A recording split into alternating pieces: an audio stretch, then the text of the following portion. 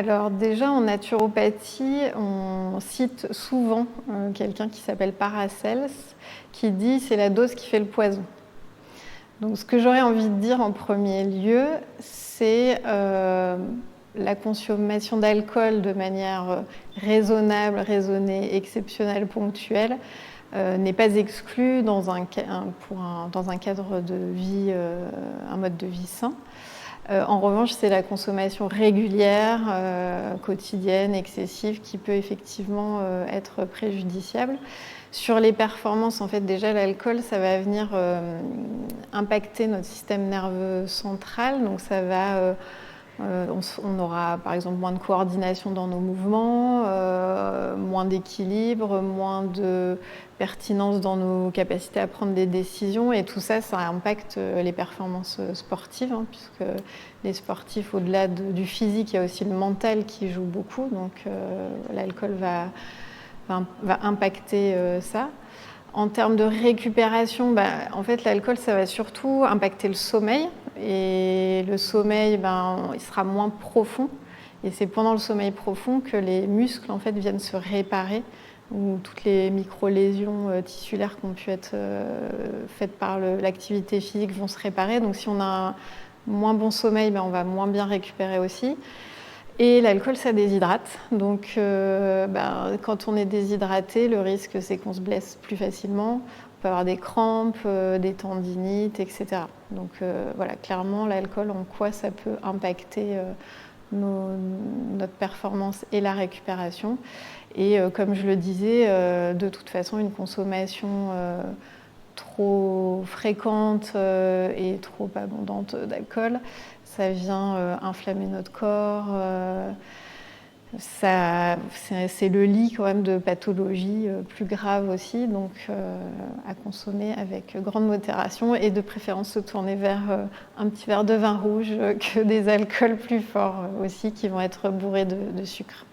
L'alcool, il faut savoir que c'est considéré comme une toxine pour l'organisme, donc forcément il aura ce déchet à traiter en plus des déchets qu'on crée quand on fait du sport. Quand on fait une activité physique, même quand on marche, il y a plein de petites toxines, des antioxydants qui se créent, des radicaux libres dans l'organisme.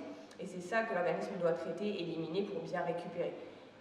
Ajouter de l'alcool, ça va être ajouter une toxine supplémentaire à l'organisme, et du coup ce sera très difficile pour lui en plus à traiter. L'alcool peut aussi du coup amener cette fatigue mentale et une anxiété. Sur le moment, ça vous procure du plaisir, même peut-être une sensation de détente.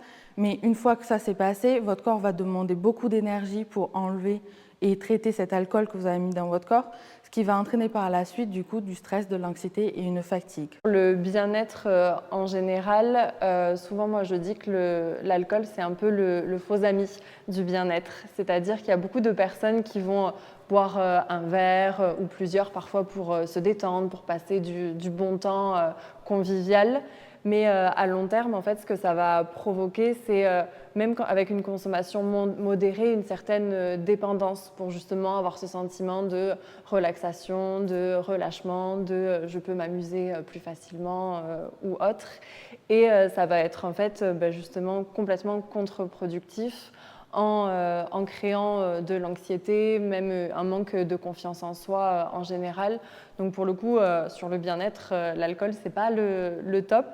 Et il y a aussi un impact sur le sommeil que je constate souvent moi, avec les personnes en séance, où je pense qu'on en a fait tous un petit peu les frais, même en buvant un seul verre. On va voir qu'on va avoir un sommeil de moins bonne qualité, soit parce qu'on va avoir des réveils plus fréquents ou juste moins de récupération. Et du coup, le lendemain, le bien-être et l'état en général est quand même impacté.